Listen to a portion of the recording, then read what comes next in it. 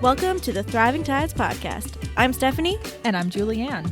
If you're an entrepreneur or busy individual looking for self-care ideas, you're in the right place.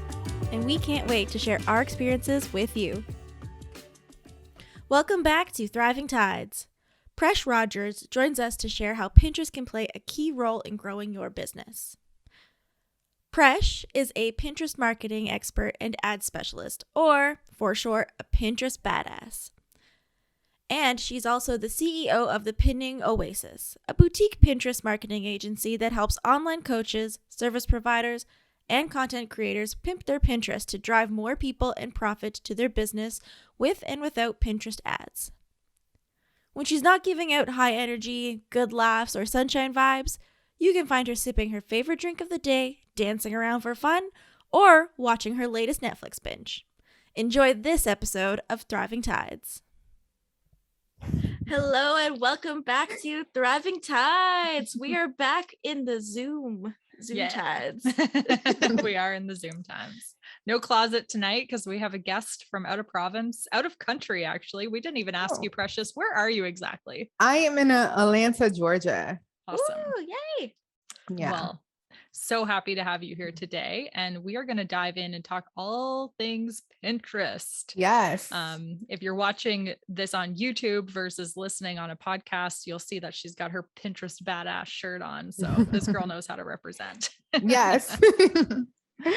Love it. Why don't you start by telling us how you got started with Pinterest?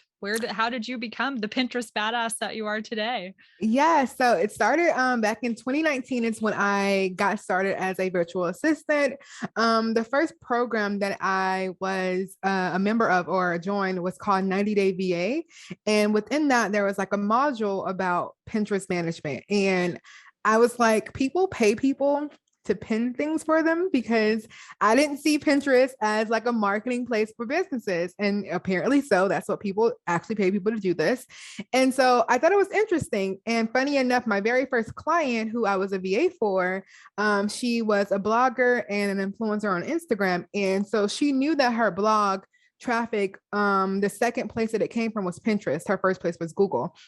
And she was like, so I want to kind of actually leverage Pinterest in the way that I'm not doing that. So can you help me with that? And so at the time I'm like a VA. So I say, yes, this is my first client. I can do anything. Like anything you ask me, I can do. And so I was like, yeah, I can help you do that. And she had digital products that she wanted to help like grow in that way too. So I started doing more research. I got like a Pinterest course, like a more in-depth one, and just really kind of started learning things on my own. I'm very much the person that I will get a course or something, but I'm more hands-on and I like to watch a lot of video content too and just like figure things out on my own. And I quickly learned that Pinterest it kind of works different for even different, like all my clients, like across the board. But I got into it. At first, it was kind of a fail because I did not know what I really was doing. I was kind of using it or doing her pinning like a consumer and not like a business. And even I knew like certain things like get her a business account and things like that because she didn't have one. Like she was getting about, if you know anything about views on Pinterest, about 300,000 views. So she was getting good views because she has a very specific niche. She does travel around African travel. So like Zanzibar, Senegal, so places like that. So it's pretty niche. And so she was getting she had a good blog anyway. So she was getting views, but once we started actually using it the right way, once I learned how, I want to say like 2 months ago, she was at about 3 million views a month. Wow. So like we really grew in 2 years. We grew a lot. And she unfortunately pivoted her business. So she's more into branding and influencing now than her blog. But yeah, she was like, we were my client for 2 years. We pivoted from being like her VA to me just doing completely her Pinterest side of things. Her digital product side was able to grow, but it really took me figuring out how to actually use it as a business. And once I figured that out, I was like, this is amazing. People see this as something that's underrated. I love rooting for the underdog. I started off in Instagram and I was Instagram and Pinterest up until the beginning of this year. And I was just like, I want to go all in Pinterest because like I said, it's the underdog. So most people kind of push it to the side, but it is that long-term strategy that I think most businesses actually need. Oh, 100%. It's a tool that a lot of businesses just aren't using nowadays. And it does actually increase your traffic significantly. Like I'm sure you probably looked at the analytics of her website and Yeah, it's noticed the Pinterest is difference of number the one now. Yeah. Exactly. And like the traffic that probably came on from just Pinterest alone is crazy. Yeah. It's And a it really doesn't good have to tool. just be a blog, which I think people kind of get confused by. They think, oh, I don't have a blog. And yes, she Yes. did have a blog, but we were also driving traffic, like I said, to her digital products. It just wasn't her blog content. She did a lot of digital product around how to be like an influencer and things like that. So people are on there searching for other things beyond travel content and recipes. They're obviously searching for how to start, how to be an influencer or how to get more likes on Instagram and things like that. Exactly. And I like what you said there that like you have to stop using Pinterest when you're a business owner as if you're using it just by yourself, pinning fall looks or something like Yes, that. it's a different ball game. You as a consumer, we're going there to pin things for ourselves. We're going there to, save like all the recipes. I like to say all the recipes that we're never going to make. Maybe that's just me, but I see a recipe, Yeah, I save I'm it there to my with you. board, and then I'm like, I never make these recipes. Or like vacations, especially right now, places that we're not supposed to be traveling and places to go, and you're really just saving things to your own vision boards and boards to save things too, like you're planning your wedding or things like that. But as a business, you're using it completely different. You're using it for people to find your content and not as someone that's just to see like, what are your favorite things? A lot of people get that confused. I love that. So if I was a business person, I have a Pinterest. I'm like, you are a business person. I am a business person. Let me rephrase that. If I was not me right now, but I'm a different person and I have a Pinterest account, but I have a business, is there any like tips you would give to like transition from like personal to like, because I did find that it was really hard to kind of not go into personal Pinterest mode. It depends on how you want to do it. So what you can do is just convert your personal account to a business account. If you do it that way, depending on your Pinterest already, you're going to want to hide all of your personal boards, because Pinterest is like the anti-social platform. People are not going there to see your favorite things. So if you have like a board full of all your recipes, unless you are a vegan blogger or a recipe blogger, they're not going there. They don't really probably even know you to care about that kind of stuff. So you want to hide all your personal boards. If there are secret boards, you can still pin to them. So it's not like you can't still use it as a consumer when you're on there, but you will have all your boards that are public related to your business. They are around your business topics and the topics that you actually create content around. So you either can convert your personal account to a business account, or you can create just an account for your business. Okay. Yeah, because I think I still have like my personal stuff very much into my I have like so many secret boards. It's ridiculous. All the secret boards. All the secret yeah boards. That's really cool. Is there like when I think about like Instagram, Facebook, all the other areas, not the underdog of Pinterest, is there types of content that best suit this platform?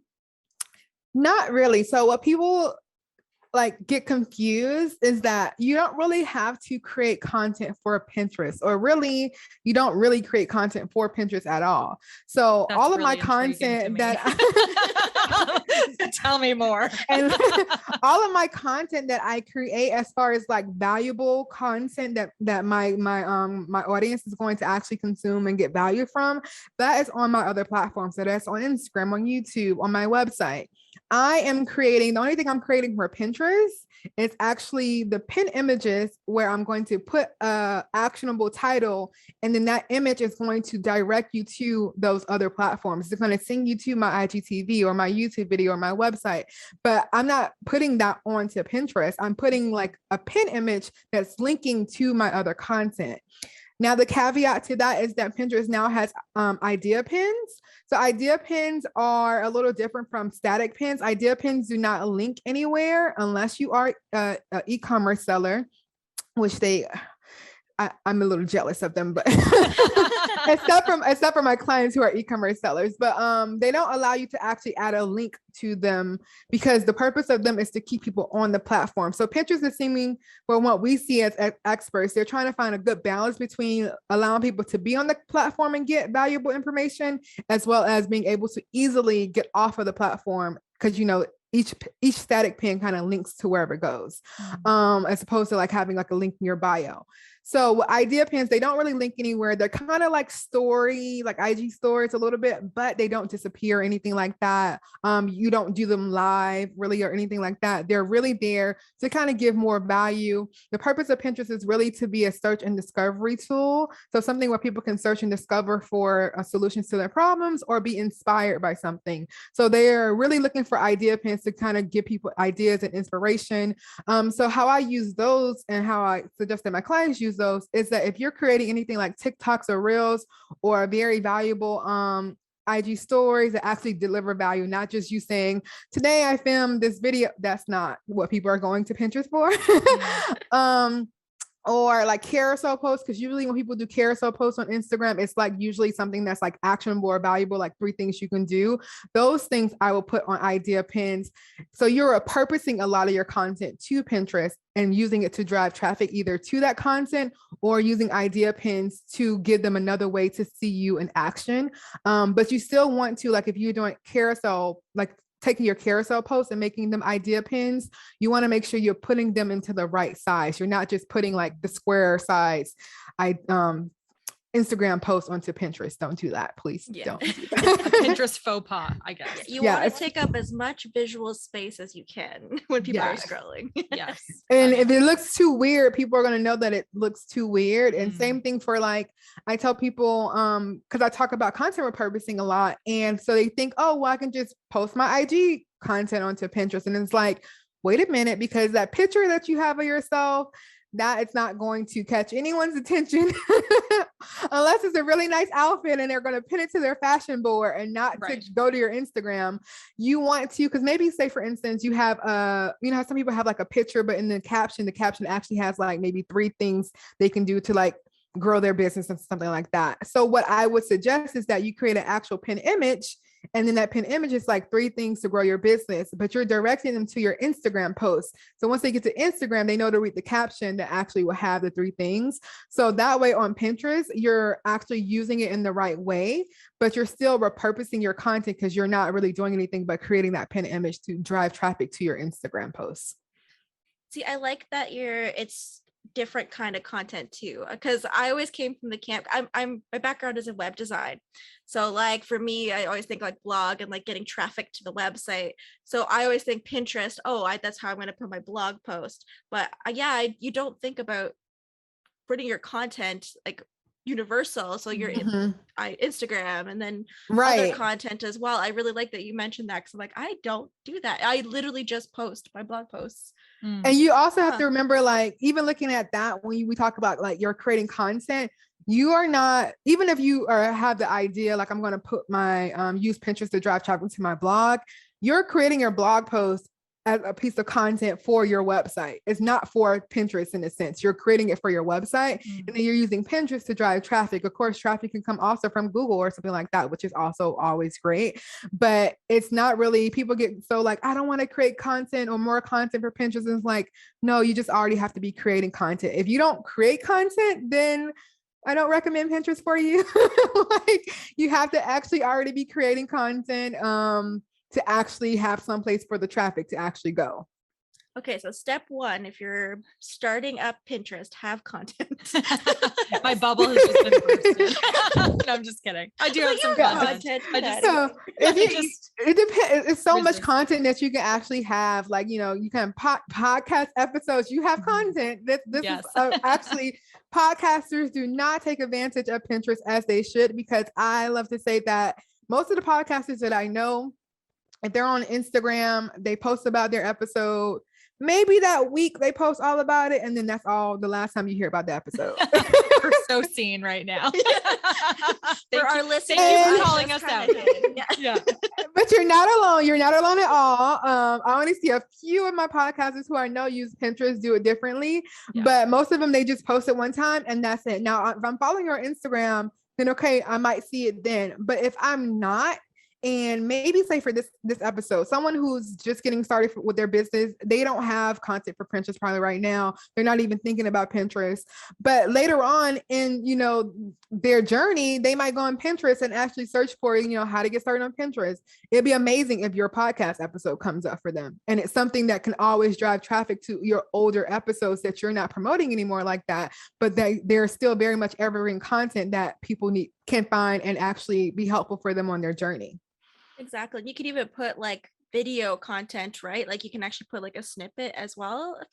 So there's video pins. Video pins actually can link to some place. So I always suggest 2 ways to use video. So just like I was mentioning about idea pins, you can use idea pins with the video. Like I don't say anything longer than you can do like with video pins, you can do, I believe, 4 seconds to 15 minutes. I would not suggest using like 15 minutes because most people are not on Pinterest like watching videos like they are on YouTube. Right. So I usually try to keep it between 4 seconds or like 15 seconds to like a minute. And so if you have a longer video, it will be like a very valuable snippet or some kind of snippet. And then at the end, it's just like, continue this video on XYZ, continue watching the video. Same thing for video pins. If you have like a TikTok that is valuable or a reel, like if you use reels on Instagram, because reels have a link. So you can actually put that reel as an idea pin or a video pin and actually link back to the reel on your Instagram that probably has a more in-depth caption. Mm-hmm. So definitely ways to use video content. And if you do any, for podcasters, if you do any audiograms, usually if you do audiograms for your IG stories or something like that, those can be really much used for idea pins or video pins as well to drive traffic to your podcast. Our to-do list is getting so much longer. Getting a long list here. Right? Yeah. But I think it's like always there to be found. And that's the thing that like we were talking about earlier, the long-term aspect of it. When you post things on Instagram and Facebook, they have a very a lifespan of like 24 hours to 3 days, I think it is. Whereas Pinterest is the peaks is like 3.5 months and then it continues from there. And I always tell people, I'm pretty sure you've been on Pinterest searching for something and you have come across something from 3 to 4 to 5 years ago. And you're like, oh, but it's still relevant to what I need. Maybe they updated their post or something like that with something more relevant to it. But it's like, wow, you're finding things from that long ago. So if somebody is using that to build their business, they're still getting traffic from Pinterest from something that's 4 or 5 years old. Exactly. Like you're saying, it's like, it is a lot of work to begin with. Yeah. But like eventually it will come back around because it is so much of a regenerating content kind of. Yeah. Yes. I think a lot of people, they get a little afraid in the beginning because the foundational parts of it.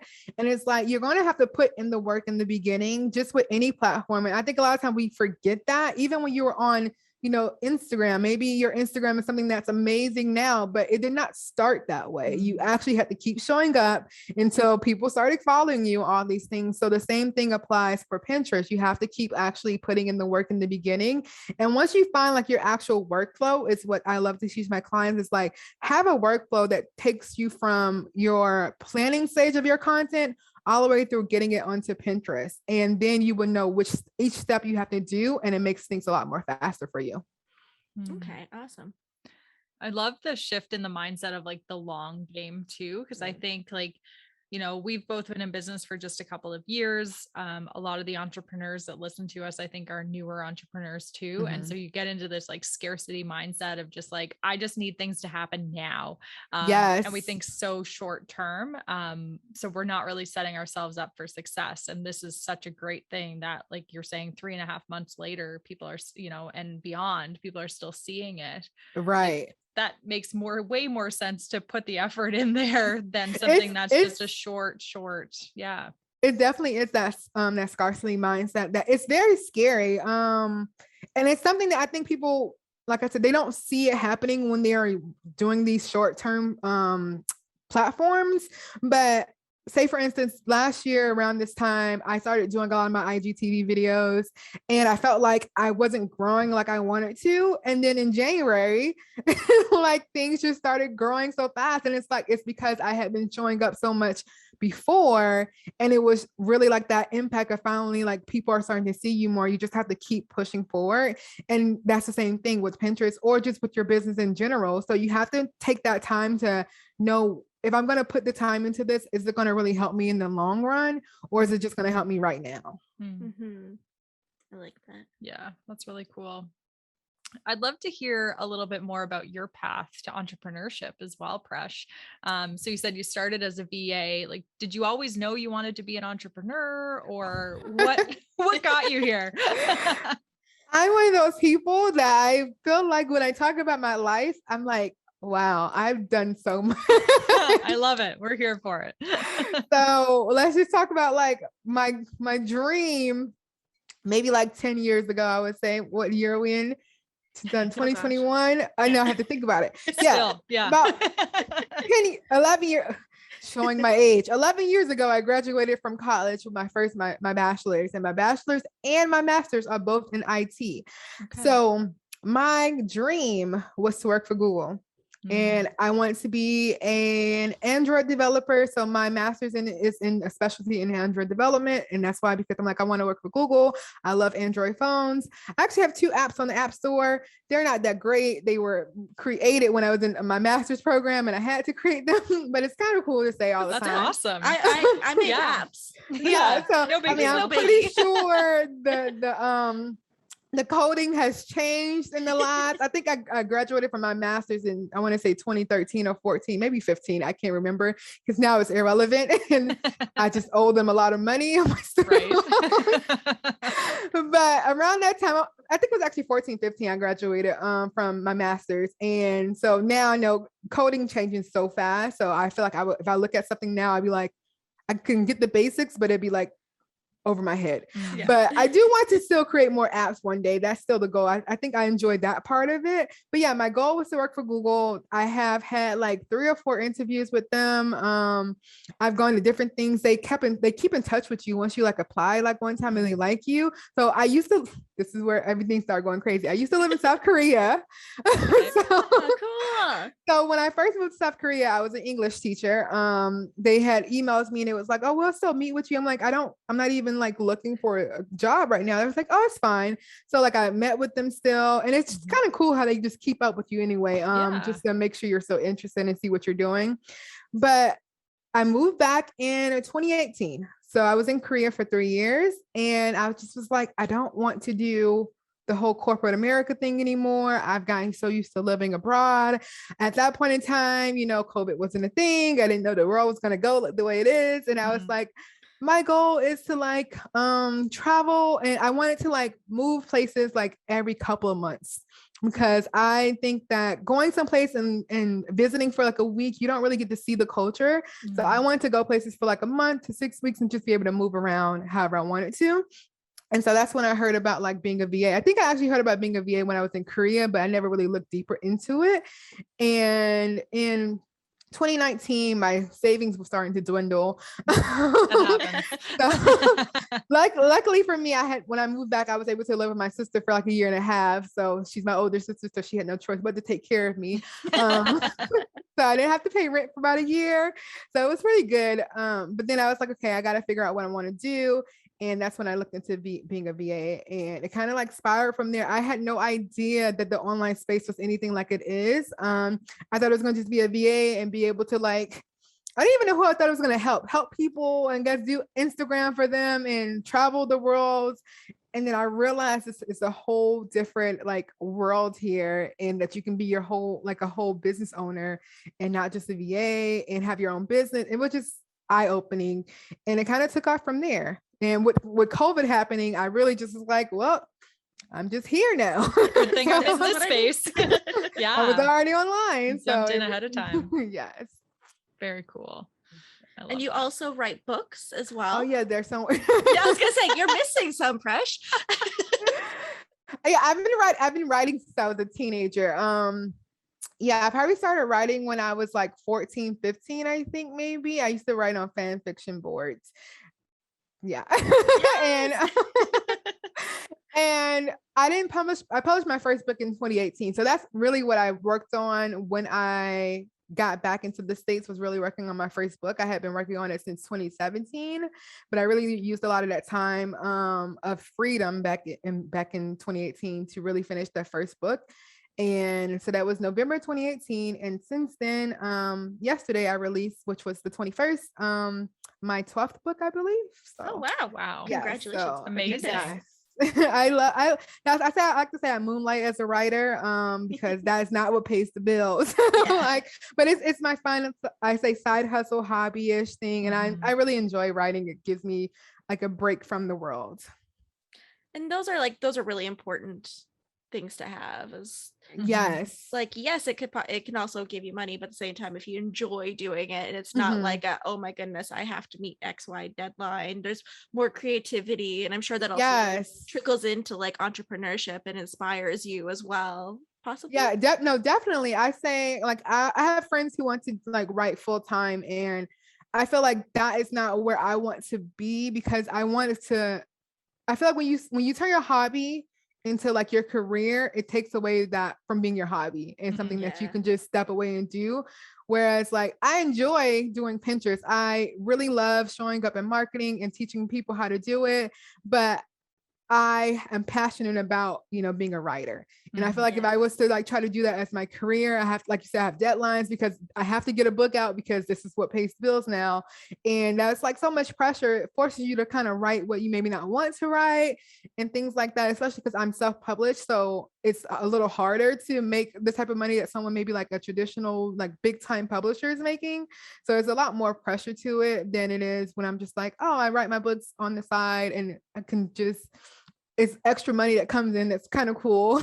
So I hope to focus a little bit more on like the marketing side of that as time goes on. But like I said, it's not something that I'm like, oh my God, I got to make a certain amount of money to live with this. So exactly. That's cool. 12 books. Yeah. And here I am, trouble even starting mine. Since 2018. Like, wow, girl. It was much easier. It used to be very hard to finish a book, and now it becomes easier as time goes on. It's kind of like anything with any type of business. Like in the beginning, I always talk about or joke. I think I did my first podcast episode in November or December of last year, and I was so nervous. I just don't know what I thought I was going to do wrong. And now I don't prep for them or anything like that. I'm like, they're going to talk about Pinterest. I know Pinterest. It's all in there. Before it was like, what if I don't know something? And like my coach at the time was like, you're going to know stuff. And she's like, and if you do mess up, like just pause. It's not live. Like, unless it was live, then it'd be different. And you're allowed to not know everything. That's something too. I love telling people that I'm like, even as an expert, I obviously don't know everything. That's why I have coaches and mentors that have been in Pinterest longer than I am. So I can go to them for things, especially like with Pinterest ads. Like ads is very new. So we don't have many like experts above us that can really tell us, what we're doing wrong or how to improve our own strategies. We're all kind of learning, but there's a few people that's a few steps above me. And I'm like, it's good to have those people. And you won't ever know everything. And it's kind of good that you don't. Yeah, no, it's true. so true. It's true. So Pinterest ads, you said that's a new thing? It's a newer, it's newer on the paid marketing, kind of like Pinterest is kind of newer for marketing in a sense. So like everybody talks about giving Zuckerberg all their money and using Facebook ads and Instagram ads. But not too many people talk about Pinterest ads. And it's like, hi guys, we're here too. So it is a newer thing. Pinterest ads, I believe they came into play around 2016 or 17. So it's like about 5 years or so after Facebook ads. But still quite new because it's not something that I've seen in the marketing space so far. People usually tend to go like, we're either going to do Pinterest or not Pinterest. Oh my goodness. Instagram. We're going to do Facebook. We're also going to do Google ads. Like, that's never a priority. So like, what would be different and like kind of the speciality of bringing your advertisement to Pinterest versus say like Instagram or Google ads? I would definitely say you have to have a lot more patience. If you have done Facebook ads or Instagram ads, they work a lot quicker, but you have to remember that Facebook has so much information on people, based on all the different pages that we like, all the things that we do, all the places that we've signed in using Facebook. Like, they really track everything about us and we allow it to happen. So like, I just actually started using Facebook ads, or learning how to do Facebook ads myself, and for my own business, not really do it for anybody else, because it's a lot. And like, knowing that they can, you can target people all the way down to like their zip codes, and like, what they use to purchase things on, and what type of luxury things they like. Like, it's very, very much in depth how much you can target people and how you can really do that. You can't do as much on Pinterest, and it's because it's still newer, and because they don't have all those things that are tracking people and their different things. So Pinterest is more like interest-based and keywords-based, so based on their searches, which is a good thing as well, because now they're going to target people who are actually searching for the thing that you have. And it can take a little longer, because one, people got to be searching for it, or it goes by their interests, and their interests are not as in depth. It doesn't go down to you liking Rihanna. Like, it's going to just like show that you like entertainment more so, because they can see from your search that you've been searching a lot of entertainment things, or a lot of quotes and things like that. So it's going to take a little longer, but it can be very, very profitable as well. So like, I have a client right now, they are e-commerce client, and they do like bags around like travel and like wallets and things like that. And like, right now they have a 10x return on investment or ad spend happening right now. So it can happen for a lot of people. It just depends on if you are a coach or like a content creator that is trying to do like a course or a membership. You have to make sure your funnel is in place, but that goes across all platforms. If you don't have a good funnel, it's not going to convert. It's not the ad. The ad is driving more traffic to whatever it is you're doing. It doesn't actually convert for you. Whereas if you're like a product seller, hopefully, your product is something that people are buying, and then you're just trying to get more people to see your product, and that can convert sometimes a little easier, because people are just going to, it's a physical thing a lot of the times. Whereas, digital products is like, is this really going to give me like the answer to that, what I'm looking for? Is it going to solve my problem, or is it just going to be a waste of my money? Exactly. I can return a physical product. Usually you can't return these digital products. Right. So true. So, wow. Well, you can usually, return. But it's really awkward to be like, hey, no one wants to write those emails. They'd be like 30-day guarantee return. Yeah. And they'd be like, you have to prove that you did X, Y, and Z. See, right. When I buy a product, a physical product, they don't say I have to prove. They just guess I can't use it. So it's a lot. It's a difference, and people have to understand that. Yeah. I think what I see from some of my clients, if they've never done any type of paid marketing, they're usually like, okay, fine, if it takes a little longer. But if they've done other, like they've done Facebook ads or something like that, then they're expecting things to happen much quicker than it will on Pinterest. And you have to understand it's two different platforms. The audience performs, behaviors are different, and what they're tracking on people versus like Pinterest and Facebook are completely different things. Plus you have to got Instagram and how they do things over there too. So Facebook has a lot of tracking happening, and it's quite crazy. It's so scary. But they can work very well together, because if you are using both pixels, so like the Pinterest tag is what it's called, Pinterest tag and the Facebook pixel. If somebody comes to your website, now you're tracking them on both platforms. So if they go on Facebook or Pinterest, now you're going to get them. And don't let you have a Google one. So my client who I spoke about, they have both Google, or all Google, Facebook, Instagram, and Pinterest ads now. So any platform you go on, you're going to get tracked by them and stalked to buy their bags. So okay. if consumers only knew. Exactly. We think, oh, I didn't do this. No, you look somewhere, either you peeked at it, you went on the website, something happened that allows it to now track you, because you accidentally clicked on something, or you like somebody else who's like that person, because like like look-alike or act-alike audiences and things like that. So it's a way, it's all of craziness, but it's a way. I joke that I even just like think about something, and then all of a sudden I see an ad for it. I'm like, how did that happen? You know why? Because someone like you actually was thinking the same thing, and then they went to the website. But there's more people like me out there. And then so now they'll ask like, oh yeah, somebody just like her was thinking about the same thing. So let's just, Yeah, it's crazy. It has to be because it's a little weird. But great when you can invest the time, probably the money too, to really make it work for your business, right? Yeah, So like, I if always you look can at figure it that that all out, way. Like, as a consumer, we see things that we're like, oh my God. But then as a person, as a business, if I'm running ads, I want you to be stocked everywhere you go and you see my ad. Like, 100%, especially if it was like a product seller or something like that. Like, I want you to, sometimes I kind of hate going to websites now because I'm like, as soon as I go to this website, it's going to happen because I know they're running ads. Oh yeah. Mhm. You can sometimes just tell you're just like, yeah, I'm gonna be tracked after this. Yeah. I'm gonna have to buy those shoes now because they're just gonna keep popping up until I do. Like, dang it.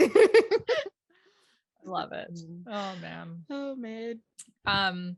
So you've mentioned, Precious, that you have a VA and you work with coaches and mentors, and you're still relatively new to being an entrepreneur. So I'd love to hear your thought process in how you knew you needed to invest in these people to help you. Because I think that's something that a lot of our audience and newer entrepreneurs really struggle with, is that they try to do it all themselves because they don't think they can afford to hire people to help them out. Yeah. So I have always been someone to, I don't want to say I like the cut corners, but I guess I like to cut corners. I like to do what's going to get me there faster. So for me, I want to say the first coach I invested in was in, I believe I joined the program February of 2020. Yeah, because I started my business in 2019. So I invested in a coach pretty early on, and investing in a coach really helped me see that you just have to take those chances and those risks sometimes. Of course, be very smart with it. If you are making $2,000 and your bills cost like $1,500 and you still got to eat or something, maybe you don't want to like pay someone.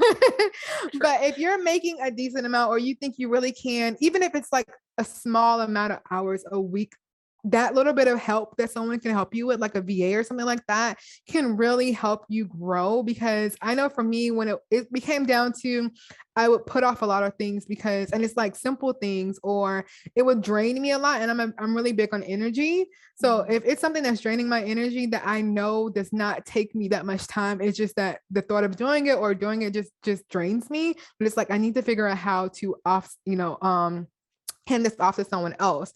And so my first hire was actually I think it was like November or October, November last year. I hired a VA and two VAs. One was for content repurposing, and one was for, because I'm big on content repurposing too, and one was for more so like social media and outreach, things like that. And it helped so much. I just felt like I had more time to invest back into my things that I enjoy doing the most. So it's really important to find out what you are really good at, what your strengths are. I'm really big on like the strength finders. I don't know if you guys are familiar with that. Yep. So my top strengths are positivity and and communication and things like that. So my top domain, for anyone who doesn't know, but it's influencing. So my strengths are in talking and teaching and things like that. So that's where I thrive off of. But execution is not where I thrive. I just get drained thinking about all the little admin things that I have to do, and then I don't want to do them. And then I go binge Netflix, which is one of my favorite things to do, and make up excuses, and then nothing gets done. Or I'm procrastinating to put it, because I'm good at procrastinating. So I'll put it off last.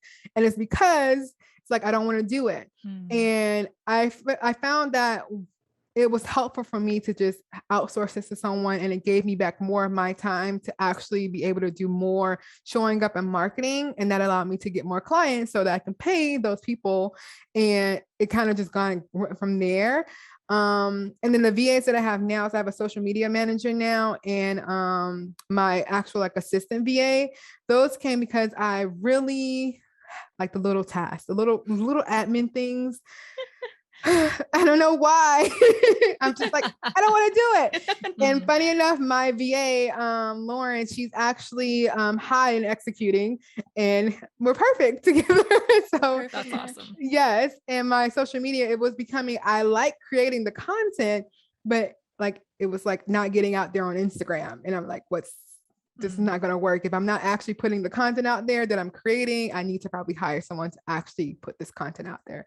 So I think to really answer the question, to sum it up, is that you really have to take the time to take a step back and see what's really draining you. And if it's you're spending more time trying to do these tasks that maybe you can hand off to someone, even if it's like 2 hours a week or 2.5, like 10 hours a month, then try that out at least for like three months. Maybe like save up some money, put it like that aside so that you can hire someone for like 3 months to help you out for a little bit and see how that goes for you.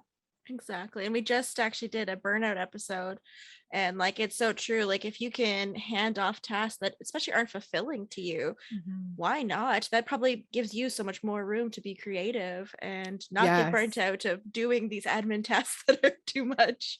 Yeah, and it's everybody has their thing. Like my VA loves admin tasks, and I'm just like, it doesn't go crazy. Yeah, it doesn't make sense to me that you enjoy this, but if you do, go ahead. It's good that someone in the world does. Yes, and it's like you have to really find what is your thing and what do you love most. And I think from all the coaches that I've had, they've all kind of focused on like finding really what brings you the most joy, because we all kind of started our businesses to be in a place that feels good. And if you're spending your time in a place that doesn't feel good, where your career that you have now for your own business is really something that you are not liking anymore, then you need to really rethink things. And it's really about figuring out, how can I make more money so I can hire someone to help me, like I said, even if for temporarily, while you can pull things together. So it's just, and I think that burnout thing is really big too, because I know like I didn't really feel burnout last year, but I know I took off like all of January and I was like, I'm not doing anything. I'm just going to come back in February. So, and it's something that I feel like a lot of us didn't feel, especially with everything happening in the world. We were a lot more drained than we even thought we were. Absolutely. Oh, for and sure. Collectively too, right? So that you don't even have those same people that can lift you up that maybe normally would, because they're drained too. And it's a struggle. So exactly. So if you're feeling burned out because of Pinterest, contact Presh. Yes. She's got a whole team behind her helping her out. Yes. Awesome. She loves Pinterest. So yes. That's cool. Love it. I love that you also are really into protecting your energy. Is there, besides handing off tasks that drain you, what are other things that you do for your energy? I've taken away the negative connotation of the word lazy. I think it's okay to be lazy. Like I love having my lazy days of watching or binging a show on Netflix. It's like, oh, this is great because I've done so much other things, and I feel like it's protecting your energy. It's allowing you to recharge your body. It's not, you don't always have to be lazy to like you shouldn't always feel bad because someone say that you're lazy. It's not a bad thing to relax. And I think that's something that is very important to me, for people to understand that you really need to relax. You really need to recharge your energy. You really need to give your body a type of self-care. So it's really whatever your form of self-care is. So mine is Netflix binging and going for walks and jogging. Didn't mention I used to have marathons too. Not a girl. And so I always make sure that I work out. I work out every day pretty much, or at least go outside for like a 10 or 15 minute walk. I make sure to stretch, especially because I'm always at the computer. And then I give myself permission to take time off whenever I need to take time off. And I do not believe in the hustle mindset. I believe that it's very toxic. And you don't have to hustle and grind in order to have a successful business. You just have to find a way to make your time and your energy work for you, and so that your business can thrive in the way that it's supposed to. Oh, I feel like you just like summed up everything Thriving Tides is all about. Thank you. I love it to have you with us. Yes. It's something that I had to learn myself, because you join you get involved in the online space and you see everyone saying, oh, you have to hustle, and if you want to make it and grind and be on social media every single day and do all these things. And I'm just like, that sounded good in the beginning, because I'm like, yeah, I want to make into like 7 figures and all this stuff. But then it's like, no, if this is how I got to do it, not worth it. I don't want to do it this way. I'll stick to like the 80K or 50K or whatever it is, and feel good and have my time off, instead of trying to make 7 figures but I'm working 16 hours a day. And I was like, that doesn't work for me.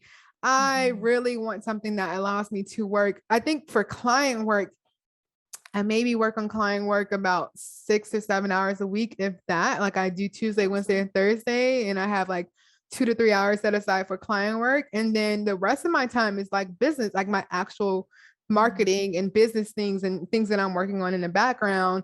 So with that, it's really like I can give myself time to get that stuff done. And then once I get that done, I can relax and do whatever I want to, spend my days writing and relaxing, going on. I actually went on an actual vacation this year. And I remember like my first year, like that 2019, that holiday season, I didn't have no time off. I really was like, my days off was because I like hustled and grind earlier in the week to finish all my client tasks so that I could take off like Christmas and stuff like that. And I'm like, this is not really what we want. Like, I want to actually be able to take off time and not like feel like I have to like do all this stuff up front in order to take off time. Right. Whereas this year for my birthday, I think I took off like 3 weeks, and it was like, okay, I don't have anything to do. Like I've done all my things beforehand, like because now I do more one-on-one things than actual. I don't have too many like ongoing clients. A lot of my clients are one-time clients because that's what I prefer, except for my ads clients.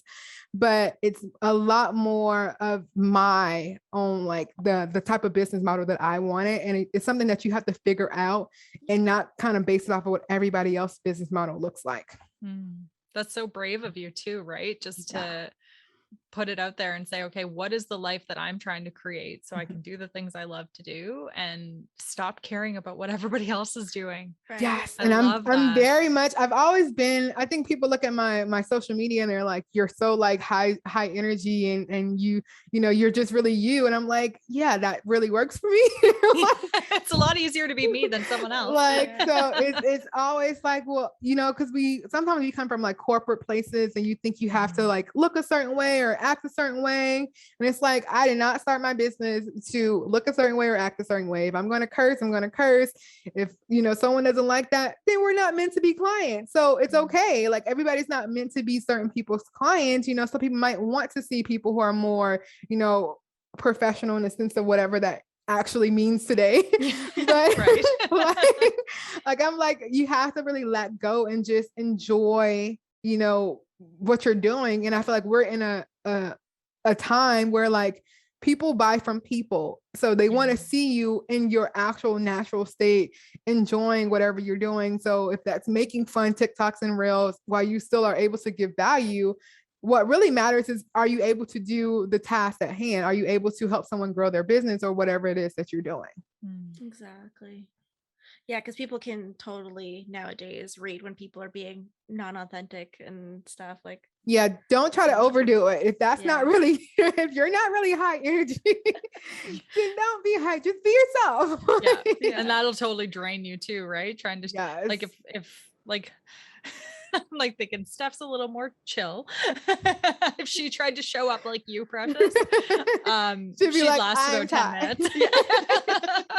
But that's And same if you tried to restrain yourself, right? Like that's just like, so diminishing. So naturally me. And always people ask me like, well, isn't that kind of draining? I'm like, in a sense, yes, but naturally being on is like, I'm my personality type is ENFP. So if you're familiar with like the 16 types of personalities, we're the most extroverted introverts, meaning that we are extroverted. So we are usually on, I can turn on or whatever when I'm in front of people. I'm very sociable.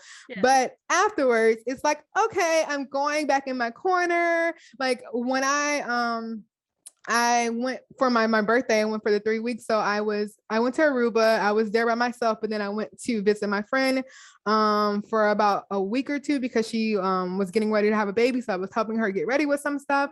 And when I got home, I was like, okay, I've been around people for about 2-3 weeks. I don't need to be around people for about a month. And I wasn't. I was just home. And I'm like very much a homebody because I recharge that way. But I'm like, when I'm on the camera, I'm usually pretty active and hyper and excited because I love, showing up on camera and talking and teaching and things like that. But yes, I do go back into my shell and Netflix binge or be on social media mindlessly scrolling, because I don't think anything's wrong with mindlessly scrolling on social media. Sometimes it's fun. Exactly. Well, especially when you get stuck in that TikTok loop, and oh my goodness. Listen, either you give yourself a timer or you wait to at night when you because if you have things to do, it will really go bad very, very easily. You'd be like 3 hours fast. So, but I always tell people, I'm like, it's really about who you follow, because if I feel like if it's draining you, it could be you're following the wrong people. Right. Because I'm like, for me, social media is very entertaining. It keeps, it's a good energy of laughing. It's so much happening. Sometimes a lot of bad things are happening in the world. You just need something to help you laugh. And I feel like laughter is really good medicine for you. So having something like that is where I would go. I don't keep up with a lot of like the draining news things and things like that, because that can be very, very toxic. Oh, 100%. So what are you binging on Netflix right now, Presh? I wanted to know too. Actually, I gotta find something. So my last binge was Clickbait. I don't know if you guys are familiar with that. It's really, really good. It's highly popped up recommend. on my thing, but I haven't watched it yet. Is it serious? I don't know. It's okay, so I'll give you like the I know synopsis, but maybe there's a guy that gets kidnapped, basically, or held for not really ransom, but he's held as a hostage, and it's called clickbait because once his video gets to 5 million views, he's going to get killed or he's going to die. But there's a lot more to it. You think that's what the show is about, but really it's not. Oh gosh. And it's still about him, but it's not really like that. It's not the full thing around that whole thing. So it's a lot. It's like a kind of detective-ish kind of show. But when you're watching, you think like who's this person, but then you're like, oh no. Every episode you're really like, oh wait, it's not that person. Oh no. Ooh, I like the ones that keep you on your toes. Yes, until the very last episode, you'll be like, really? So yeah, it was really good. I watched it in a day. And that's the last, like I usually go to bed around 10:30, 11. I literally stayed up till like 1 o'clock because I had to finish. I couldn't go to, I was like on episode 6 and I was like, okay, I got to finish it tonight. I got to know. Like, so yeah, so I'll be figuring out my next one soon. Okay. I have this one show called Living Single that I watch on Hulu. That is like, it's a 90s show. And I watched that like religiously as like my background show. So that's what I'm watching now, because I can watch that and kind of still work. But if I'm binging a new show, I know I'm going to just be like into that show. Yeah. I wish we had Hulu. We don't have Hulu in Canada. Oh, do we not? No. And you can't even VPN it or anything like that. Yeah, no. Oh wow. I mean, you're not missing much with Hulu. I mean, there are some shows, like I said, I watch that, but like as far as like shows, like, like Netflix originals, Hulu, I know they have Hulu originals, but I have never watched any of them. They're not, it's like, it's not working. There, yeah. You can let go of the FOMO of the Hulu. Yeah, no more FOMO. They just had one show that I wanted to watch. I can't remember. I obviously didn't want to watch it that bad because I don't remember what it is. You would have found it. Too funny. So you did kind of mention a little bit about self-care, and as you know, we are a self-care podcast for entrepreneurs and busy individuals. Is there anything else that you want to add to self-care and like what it means to you? Oh man, what does self-care mean to me? Self-care to me actually is really like listening to your body and really giving yourself grace. So I think it was maybe late last year or earlier this year, kind of like when I didn't work much in January, it was really just me listening to my body. It was really like, we're in winter, like the whole idea of like January 1st and everybody's like, new me, new year, new business thing and pushing their business. And I'm like, I don't feel like it. I want to still be cuddled up. Yes. And so I really just did that. And for me, it actually worked out very well. So it's really just listening to your body and giving yourself grace. It's really important to give yourself grace and to listen to what you need. Drink a lot of water, drink wine too if you can. And kombucha. Those are my three things that I keep was kombucha, wine, and water. And yeah, get movement, because if you're sitting down a lot, you want to get some kind of movement every single day. So true. Yeah. And wear your favorite lipstick if you like lipstick. I like lipstick. Yeah, that color on you is amazing. I love Thank it. you. Yeah. Very cool. Love it. Yeah, I feel like you sprinkled self-care into this whole episode. Yeah. So that's amazing. Thank you. I really am big on it as well. That's why I was so excited. I think we as business owners forget that part of it. And I know for me next year, and maybe towards the end of this year, my goal is definitely to have like a massage schedule every month. I want to have one that's like comes to me, because I can't find a place that I really like feel like it feels like I'm walking into Oasis.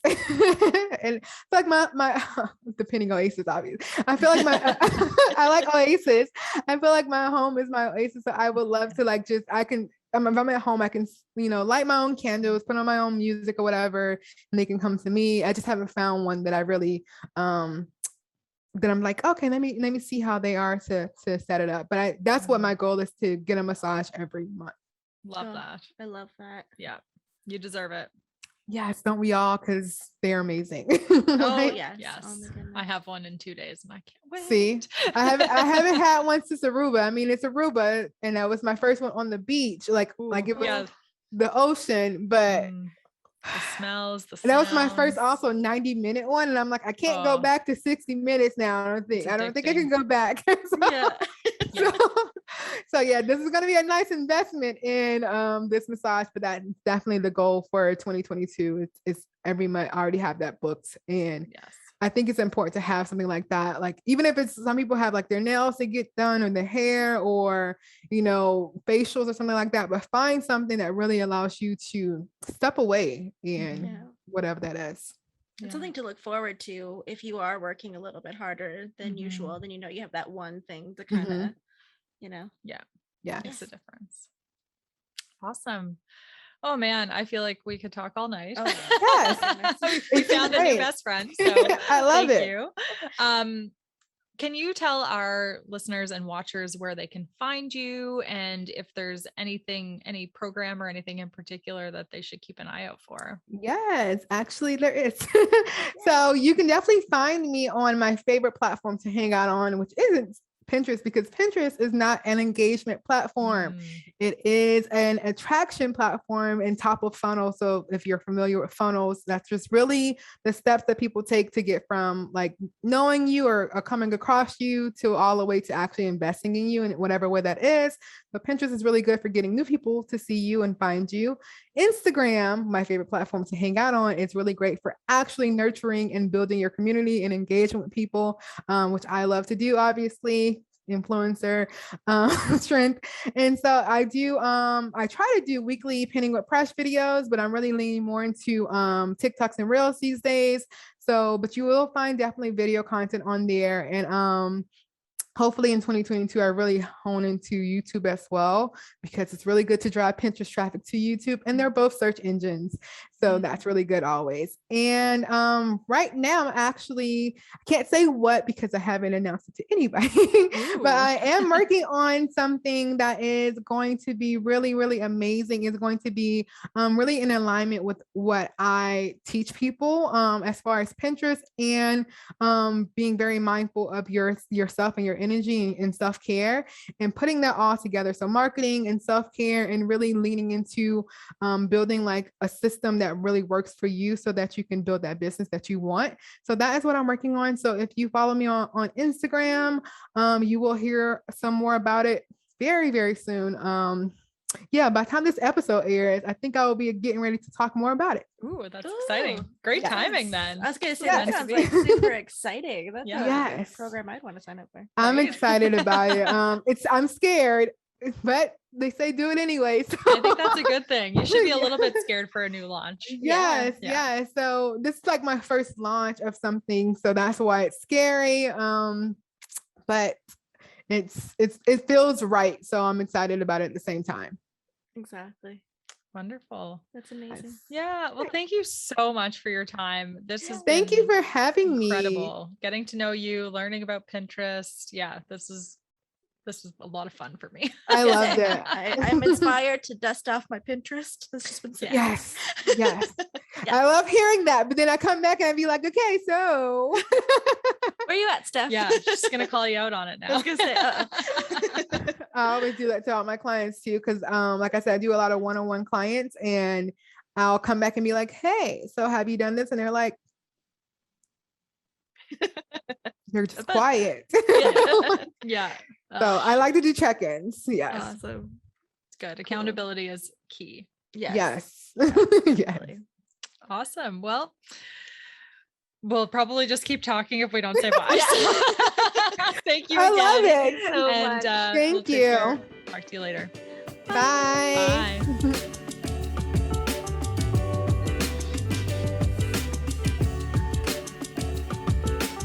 Thank you for joining us for this episode of Thriving Tides.